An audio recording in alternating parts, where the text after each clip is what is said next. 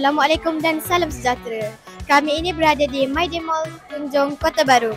Sempena Pesta Buku Kelantan 2025 yang berlangsung dari 24 April hingga 3 Mei. Acara tahunan ini kembali dengan lebih meriah, menampilkan pelbagai aktiviti menarik dan diskaun hebat untuk para pecinta buku.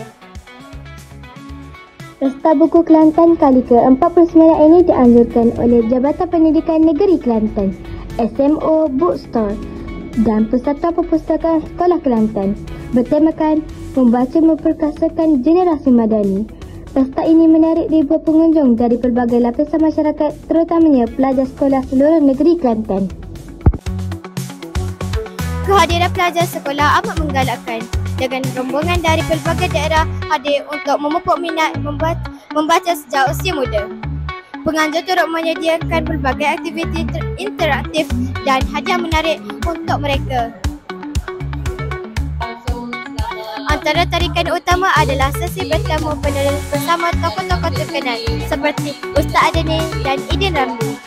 Pengunjung berpeluang mendapatkan tanda tangan dan bergambar bersama penulis kegemaran mereka.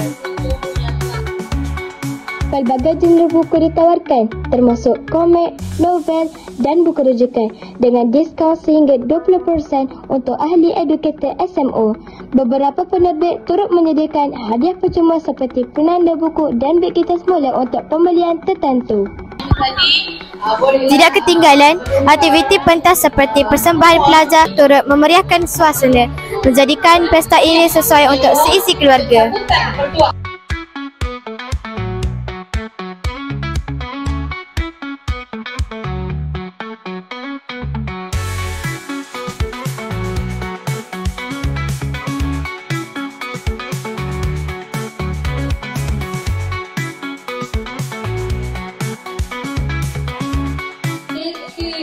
Assalamualaikum Encik Idin, saya wartawan dari SK Panggung.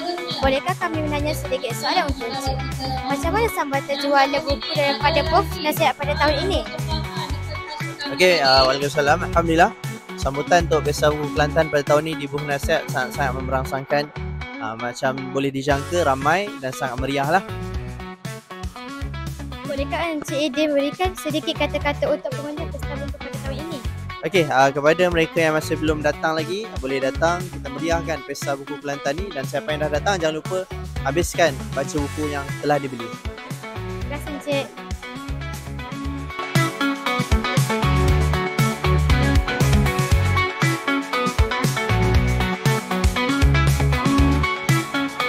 Bagi anda yang belum berkesempatan, Pesta Buku ini masih berlangsung sehingga 3 Mei. Jangan lepaskan peluang anda untuk menyemarakkan budaya membaca dalam diri dan keluarga anda.